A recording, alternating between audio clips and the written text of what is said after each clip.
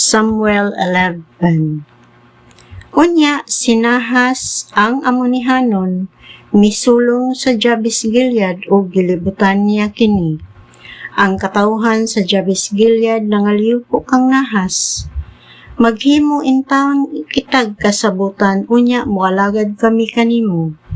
Apan sinahas mingon kanila, makigsabot ako kaninyo sa kondisyon nga lugiton ko ang inyong tuong mata aron maulawan ang tibok Israel.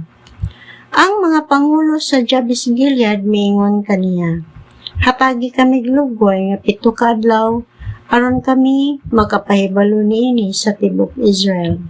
Unya kun wala gani makaluwas kanamo, itahan namo ang among kaugalingon kaninyo. Sa pag-abot sa mga sinugo ngadto kang Saul didto sa Gibea, gipahibalo nila ang katawhan sa giingon ni Nahas og nanghilak sila pag-ayo. Niining higayon na mao gayoy pag-abot ni Saul gikan sa uma nga nagsunod sa mga baka ug nangutana siya, nganong nanghilak man ang mga tao? Busa gisuginlan nila siya sa gibalita sa mga tao nga gikan sa Jabes Gilead. Ug si Saul gigamhan pag-ayo sa Espiritu sa Dios, busa sa pagkadungog niya niining balitaan na suko siya pag-ayo.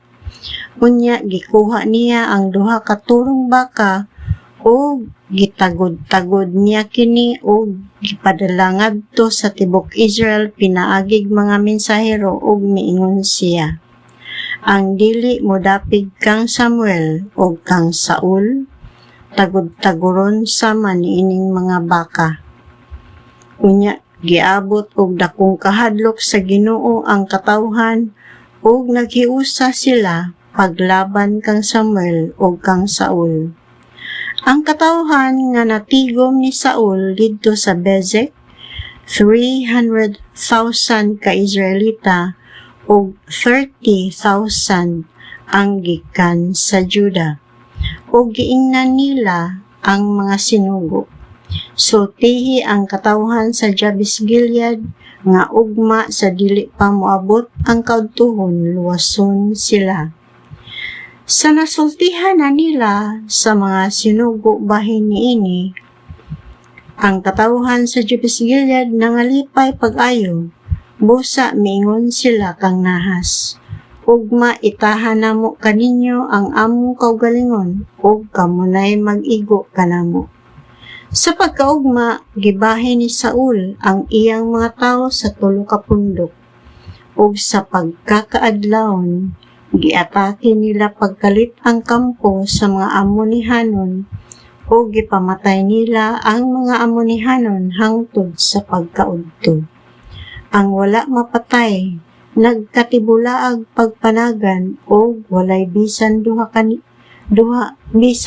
kanila nga nagkauban. Unya ang katawhan miingon kang Samuel, kinsa man kadtong nag-ingon maghari ba di ay si Saul kanato?